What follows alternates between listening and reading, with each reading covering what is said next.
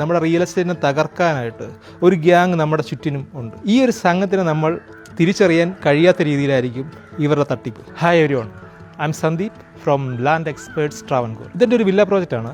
2 വർഷം മുന്നേ ഫിനിഷ് ചെയ്ത വില്ല പ്രോജക്റ്റാണ്. കസ്റ്റമൈസ്ഡ് വില്ലയാണ്.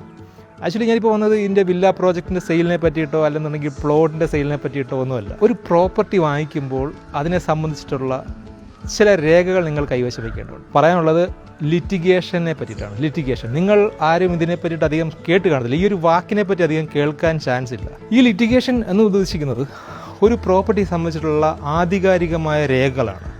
ആധികാരികമായ രേഖകൾ എന്ന് പറയുമ്പോൾ വില്ലേജ് റെക്കോർഡ്സ് മാത്രമല്ല, ഇതിനകത്തുള്ള ഡിസ്പ്യൂട്ട് ഉണ്ടോ, അതൊരു ബാങ്കിലേക്ക് കൊടുത്ത് നമുക്ക് ലോണിന് വേണ്ടിയിട്ട് കൊടുക്കുമ്പോൾ അതിനകത്ത് എന്തൊക്കെയാണ് ആവശ്യമുള്ള രേഖകൾ, അത് മാത്രമല്ലാതെ ഇതിനകത്ത് ഹിഡനായിട്ട് നിങ്ങളെ പറ്റിപ്പിക്കാൻ, അതായത് കബളിപ്പിക്കാനായിട്ട് ഒരു ഗ്യാങ്, നമ്മുടെ റിയൽ എസ്റ്റേറ്റിനെ തകർക്കാനായിട്ട് ഒരു ഗ്യാങ് നമ്മുടെ ചുറ്റിനും ഉണ്ട്.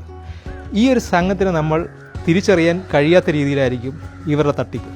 ഈ തട്ടിപ്പിനെ നമുക്ക് എങ്ങനെ പ്രതിരോധിക്കാം എന്നുള്ളത് കൂടിയാണ് ഈ ലിറ്റിഗേഷൻ. ഈ ലിറ്റിഗേഷൻ വർക്ക് ഞങ്ങളുടെ കമ്പനി നിങ്ങൾ ഫ്രീ ആയിട്ട് ഞങ്ങളുടെ ക്ലയൻസിന് സർവീസിൻ്റെ ഉൾപ്പെടെ ഇത് ആഡ് ചെയ്ത് കൊടുക്കുന്നുണ്ട്. ഫ്രീ ആയിട്ട് ഓരോ കേസിൻ്റെയും സ്വഭാവം അനുസരിച്ചിട്ട്, ഓരോ പ്രോപ്പർട്ടിയുടെയും സ്വഭാവം അനുസരിച്ചിട്ട് ഇത് 10,000 തൊട്ട് ഒരു 1 lakh വരെ ലിറ്റിഗേഷൻ വർക്ക് പോകാറുണ്ട്. ഇത് നിങ്ങൾക്ക് ഫ്രീ ആയിട്ട് ചെയ്തു തരാൻ പറ്റും. ഞങ്ങൾ നിങ്ങൾക്കൊരു ലാൻഡ് വാങ്ങിക്കുകയോ ഒരു സെയിൽ നടക്കുകയോ ചെയ്യുകയാണെങ്കിൽ നിങ്ങൾക്ക് ഇതിനെ പറ്റിയിട്ട് യാതൊന്നും ടെൻഷൻ അടിക്കേണ്ട. ഇപ്പോൾ സപ്പോസ് നിങ്ങളൊരു കുരുക്കിൽ പെട്ടു എന്ന് തന്നെ ഇരിക്കട്ടെ. ഒരു പ്രോപ്പർട്ടി വാങ്ങി, ഒരു ഭൂമി വാങ്ങി, നിങ്ങളൊരു വലിയൊരു ചതിക്കുഴിയിലേക്ക് പെട്ടു.